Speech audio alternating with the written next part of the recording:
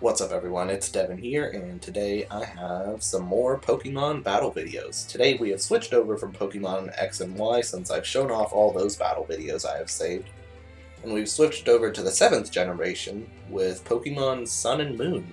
So these are my Pokemon Moon battle tree videos that I'm going to show you guys today. So I have the single battle, I have the double battle, and I have the multi-battle. They did away with triple battles and rotation battles in Gen 7, which is probably for the better.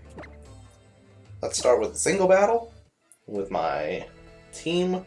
You can see the Pokemon that were brought. The Pokemon that are actually brought against you in this game is random, so it's cool. Much better than Gen 6 in my opinion. So we have my Salamence lead versus a Blastoise lead. So for Salamence, we're going to get the Intimidate off, and then we are going to instantly Mega Evolve. So this will be really fun.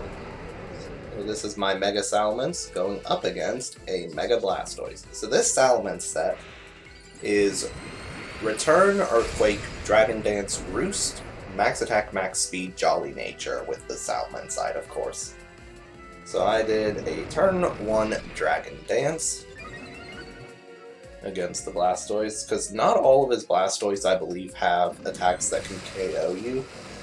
But this Blastoise had Dragon Pulse and was Mega. When Blastoise Mega evolves, it gets the Mega Launcher ability, which powers up Aura and Pulse moves. So Dragon Pulse got a huge power buff. So I sent in Tapu Lele this time. This Tapu Lele is a very offensive set. This is Protect, Psychic, Thunderbolt, and Moonblast. Max Special Attack, Max Speed, Modest Nature. So this has got the Life Orb as well. So that was a Thunderbolt against the Blastoise, did a very good amount of damage, very easily a 2-hit KO. But you can see how much damage Water Pulse just did. Especially given the fact that Tapu Lele is much more specially bulky. That Mega Launcher does work. And then you have his Lapras, who also is going to be very good. This is another Thunderbolt into it. This should be a 2-hit. And you can see the Life Orb got used. The Lapras actually went for Ice Beam, and that will pick up the KO onto Tapu Lele with just that little bit of health. So it actually was not looking too great. It came down to Aegislash. So the Aegislash is a bulky set with max health, max special attack, quiet nature, with Shadow Ball, Flash Cannon, Shadow Sneak, and King Shield, with the Ghostium Z. So Lapras right there went for Rest. And this is the Blade Form Aegislash going for the Shadow Ball. And that doesn't really do a ton of damage against Lapras, but are you surprised? So Lapras actually withdrew. Snorlax came in, so he called the Shadow Ball, but I do still have a Flash Cannon on this set that I can use. Snorlax, interestingly, went for the Protect against the Aegislash, so I'm not sure what its attacks were at the time, because although Red can choose 5 different Pokemon, Lapras, Snorlax, and the 3 Kanto starters, there's also 4 sets for each Pokemon he can choose from. So this Snorlax got a Flash Cannon off, got the Special Defense drop, but it used a Belly Drum, so it actually pretty much opened itself up to be KO'd, except for the Citrus Berry, which was actually kind of interesting. Normally, in real competitive anyway, Snorlax runs a Pinch Berry with the Gluttony ability, but I assume this one either didn't have Gluttony or something. It's hard to say. I don't think there were too many hidden abilities in this place. So Lapras is asleep here from the rest. In fact, it's still going to be able to do something though. Boosted its critical hit ratio with the Normalia, with the Z Sleep Talk using Z Rest. So we have the Shadow Ball going into Lapras. That is going to very easily lower the special defense, but it's also going to ensure the KO with either Flash Cannon or Shadow Ball on this set. So that was a very good single battle. A bit of a longer one than the other two. The other two battles were very short. But we defeated the Battle Legend Red.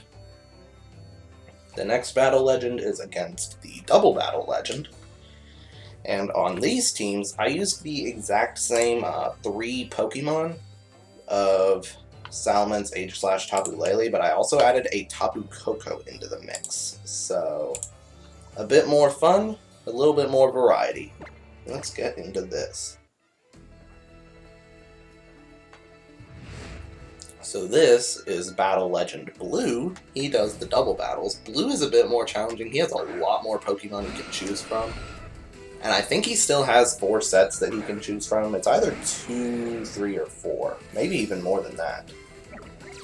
But this is the double battle, so you have Salamence and Tapu Koko on my side versus Aerodactyl and Rhyperior. Just getting all the stats up. You got Electric Surge, Intimidate, and Pressure. Interestingly, Aerodactyl went before Tapu Koko, which this Tapu Koko is a timid nature, max special attack, max speed with Thunderbolt, Dazzling Gleam, Volt Switch, and Grass Knot with the choice specs. But this Aerodactyl is very clearly a choice Scarfed set from the looks of it. So Rock Slide does go off. It actually is not going to do too much damage. Grass Knot picking up the one-hit KO on Rhyperior, that quad weakness. Even if it had Solid Rock, it's also a very heavy Pokemon. Grass Knot does damage based on weight, so I don't think it would have done. I don't think Solid Rock saved it if it did have it. So, and of course I get the Dragon Dance up on Salamence. For Tyranitar, we have coming in now, it is the Sandstream. We have Rock Slide coming out again from Aerodactyl. It's that choice Scarfed one. Salamence going for the return because Tapu Koko, although it's on the field, it does not want to take an Earthquake. So I went for return on Aerodactyl, actually almost took it out in one shot, and I used Grass Knot against the Tyranitar. But Tyranitar, interestingly, matched my Dragon Dance. But Aerodactyl will still outspeed. You can see the sand damage that is being done by Tyranitar's Sandstream. We have another Rock Slide coming in. This is going to do a bit more damage. It's not going to KO either of my Pokemon. I get the return off onto the Aerodactyl, and I'm actually looking back at this and just realizing how lucky I was that I didn't get any Rock Slide flinches from the Aerodactyl. And Grass Knot going to finish up the Tyranitar. Blue only has 1 Pokemon remaining, and I believe it was the Pidgeot? I think it was the Pidgeot if I remember correctly.